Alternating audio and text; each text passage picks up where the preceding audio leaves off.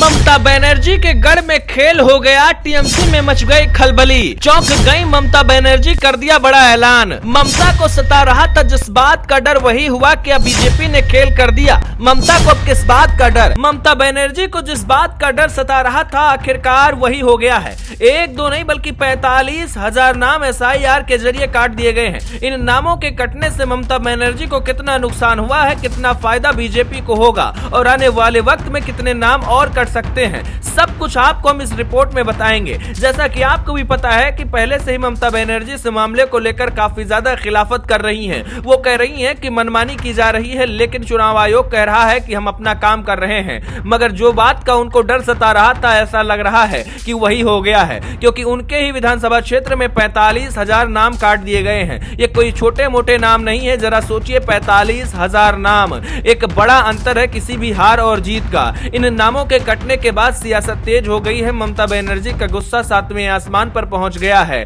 भवानीपुर एक ऐसी सीट जहां से ममता बनर्जी का दबदबा रहा है, लेकिन यहां से 45,000 नाम काट दिए गए हैं। बता दें कि भवानीपुर सीट वही सीट है जहां से ममता बनर्जी ने लगातार जीत हासिल की है। अपनी राजनीतिक ताकत को यहां पर उन्होंने दिखाया है। ये सीट टीएमसी की पहचान बन चुकी है, लेकिन अब इसी के गढ़ में SIR के बाद ऐसा झटका लगा है जिसने पार्टी की नींद उड़ा दी है। 45,000 से ज्यादा वोटरों के नाम हटने की खबर सामने आते ही टीएमसी में खलबली मच गई है। पार्टी नेताओं को डर सता रहा है कि जिस इलाके को अब तक सबसे सुरक्षित माना जा रहा था, वही अब सबसे संवेदनशील बनता दिखाई दे रहा है। ये सिर्फ संख्या का मामला नहीं है, बल्कि सियासी संतुलन का सवाल है। खबर है कि SIR के बाद जब ड्राफ्ट वोटर लिस्ट जारी हुई तो चौंकाने वाली बातें सामने आई। सिर्फ भवानीपुर ही नहीं बल्कि कोलकाता की 4 हाई प्रोफाइल विधानसभा सीटों से कुल 2,16,000 से ज्यादा नाम हटा दिए गए। ये कुल वोटरों का लगभग 24% था। भवानीपुर में पहले करीब 2,06,000 वोटर थे, जो अब घटकर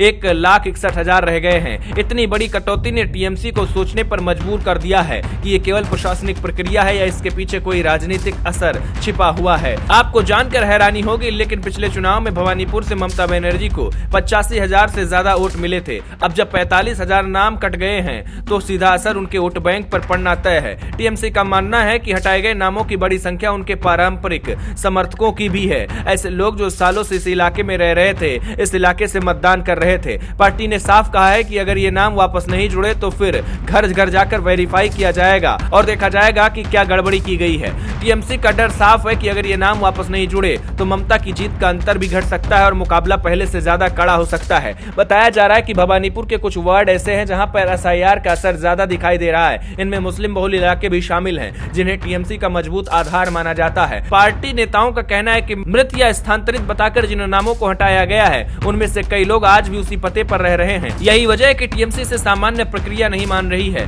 पार्टी को आशंका है कि अगर ये ट्रेंड जारी रहा तो सबसे भरोसेमंद वोट बैंक कमजोर हो सकता है। इस संकट के बाद टीएमसी ने आक्रामक रणनीति अपनाई है। बूथ लेवल पर एजेंटों को घर घर जाकर सत्यापन की जिम्मेदारी दी गई है। हर कटे नाम की जांच कर आपत्ति दर्ज करने के निर्देश हैं। इसके साथ में आई हेल्प यू कैंप लगाने की तैयारी का फैसला किया गया है। अब देखना यही है कि SIR पर जो बवाल मचा हुआ है क्या थमेगा या नहीं, लेकिन राजनीतिक विश्लेषक कह रहे हैं कि SIR प्रक्रिया ने ममता बनर्जी को कहीं न कहीं अचंभित जरूर किया है। आने वाले दिनों में SIR में और भी काफी कुछ देखने को मिलेगा। बीजेपी को फायदा तो हो ही सकता है, लेकिन ममता को कितना नुकसान होगा ये तो चुनाव बताएगा।